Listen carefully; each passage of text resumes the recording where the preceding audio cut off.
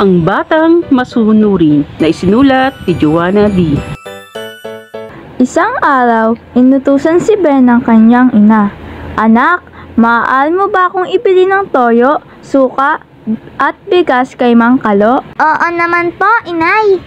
Maraming salamat, anak. Pangako ko, pag uwi mo, nakahain na ang iyong paboritong ulam na adobo, ang wika ng kanyang ina.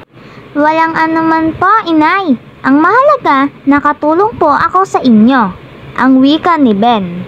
Habang naglalakad si Ben, nakita niya ang kaibigan niya si Maria. Maria, kamusta na? Matagal rin tayong hindi nagkita. Ang wika ni Ben. O Ben, kamusta? Oo nga pero ang mahalaga, nagkikita pa rin tayo kahit paminsan-minsan. Ang wika ng kaibigan ni Ben na si Maria. Sige, paalam na. May bibilin pa kasi ako. Ang sabi ni Ben na may pagkamahinahon. Sige, paalam. Magkita na lang tayo ulit bukas. Ang sabi ni Maria habang nakangiti. Pagdating ni Ben sa tindahan ni Mang Kalo, agad itong bumili. Magandang umaga po, Mang Kalo.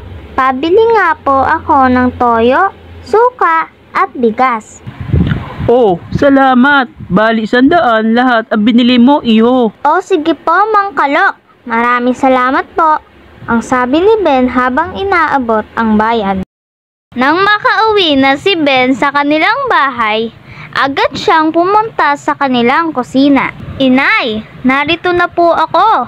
Narito na po pala ang pinabili nyo sa akin na toyo, suka, at bigas. Oh anak, salamat! Eto na nga pala ang pinangako ko sa iyo na ipagluluto kita ng paborito mong ulam na adobo. Wow naman po, inay! Marami pong salamat. Tiyak na masarap po ang ating tanghalian ngayon. Halika na po kayo dito para sabay na po tayo naman ng halian. Ang wika ni Ben habang tuwang-tuwa. O sige anak, tara na at kumain. Ang wika ng ina ni Ben.